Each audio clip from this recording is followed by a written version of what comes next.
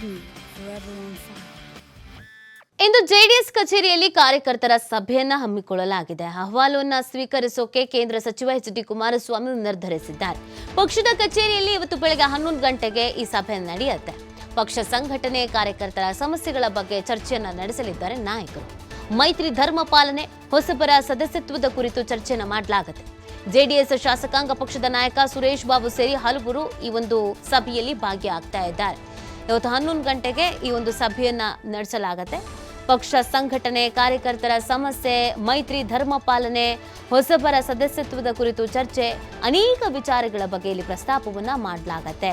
ಅದರ ಜೊತೆಗೆ ಪಕ್ಷ ಸಂಘಟನೆಯ ಜೊತೆಗೆ ಮೈತ್ರಿ ಧರ್ಮ ಪಾಲನೆಯ ವಿಚಾರ. ಈಗ ಬೈ ಎಲೆಕ್ಷನ್ ಅಲ್ಲಿ ಟಿಕೆಟ್ ನಮಗೆ, ಅವ್ರಿಗೆ, ಇವ್ರಿಗೆ, ಇದು ನಾಯಕರುಗಳಿಗೆ ಏನು ತೀರ್ಮಾನ ತೆಗೆದುಕೊಳ್ತಾರೋ ಅದಕ್ಕೆ ಬದ್ಧವಾಗಿ ನಡ್ಕೊಂಡು ಹೋಗಬೇಕಾಗುತ್ತೆ ಕಾರ್ಯಕರ್ತರು ಕೂಡ.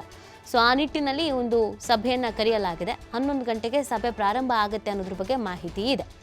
ಇನ್ನು ಪ್ರಮುಖವಾಗಿ ಕುಮಾರಸ್ವಾಮಿ ಅವರು ಒಂದಷ್ಟು ಸಮಸ್ಯೆಗಳಿಗೇನಿದೆ ಆ ಸಮಸ್ಯೆಗಳನ್ನು ಬಗೆಹರಿಸುವಂಥ ನಿಟ್ಟಿನಲ್ಲಿ, ಅಹವಾಲನ್ನು ಸ್ವೀಕರಿಸುವಂಥ ನಿಟ್ಟಿನಲ್ಲಿಗೆ ಈ ಸಭೆಯನ್ನು ಆಯೋಜಿಸಲಾಗಿದೆ ಅನ್ನೋದ್ರ ಬಗ್ಗೆ ಕೂಡ ಮಾಹಿತಿ ಇದೆ.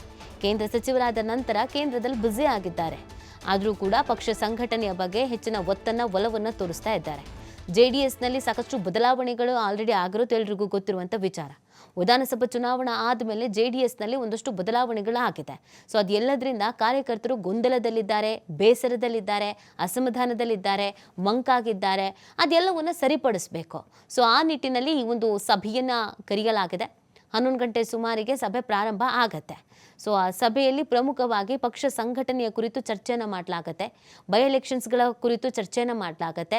ಮೈತ್ರಿ ಧರ್ಮ ಪಾಲನೆಯ ಬಗ್ಗೆ ಕೂಡ ಒಂದಷ್ಟು ಚರ್ಚೆಯನ್ನು ಮಾಡಲಾಗತ್ತೆ. ಮತ್ತು ಕಾರ್ಯಕರ್ತರಿಗೆ ಒಂದಷ್ಟು ಸಲಹೆ ಮತ್ತು ಸೂಚನೆಗಳನ್ನು ನೀಡುವಂಥ ಸಾಧ್ಯತೆಗಳು ಕೂಡ ಇದೆ. ಮತ್ತು ಕಾರ್ಯಕರ್ತರು ಕೂಡ ಪಕ್ಷದಲ್ಲಿ ಏನಾಗ್ತಾ ಇದೆ, ಏನು ಸಮಸ್ಯೆ ಇದೆ, ಯಾವುದನ್ನು ಬಗೆಹರಿಸಬೇಕು, ಯಾವ ರೀತಿಯಾಗಿ ನಡ್ಕೊಂಡು ಹೋಗಬೇಕು, ಇದ್ರ ಬಗ್ಗೆಯೂ ಕೂಡ ನಾಯಕರ ಜೊತೆಗೆ ಚರ್ಚೆ ಮಾಡುವಂಥ ಸಾಧ್ಯತೆ ಇದೆ. ಬಹುದಿನಗಳ ನಂತರ ಇದೀಗ ಜೆಡಿಎಸ್ನಲ್ಲೊಂದು ಮೀಟಿಂಗ್, ಅದರಲ್ಲೂ ಕುಮಾರಸ್ವಾಮಿಯವರು ಈಗ ಕೇಂದ್ರ ಸಚಿವರು. ಸೊ ಒಂದು ಹೊಸ ಚಾರ್ಮ್ ಕೂಡ ಇದೆ. ಕುಮಾರಸ್ವಾಮಿ ಅವರಿಗೆ ಅಧಿಕಾರ ಸಿಕ್ಕಿರೋದು ಕಾರ್ಯಕರ್ತರಿಗೆ ಖುಷಿ ಆಗಿದೆ. ಸೊ ಎಲ್ಲ ನಿಟ್ಟಿನಲ್ಲೂ ಈ ಒಂದು ಸಭೆಯನ್ನು ಕರೆಯಲಾಗಿದೆ. ಸಭೆಯಲ್ಲಿ ಅನೇಕ ವಿಚಾರಗಳ ಪ್ರಸ್ತಾಪ ಮಾಡಲಾಗುತ್ತೆ, ಅನೇಕ ವಿಚಾರಗಳ ಬಗ್ಗೆ ಚರ್ಚೆಯನ್ನು ಮಾಡಲಾಗುತ್ತೆ.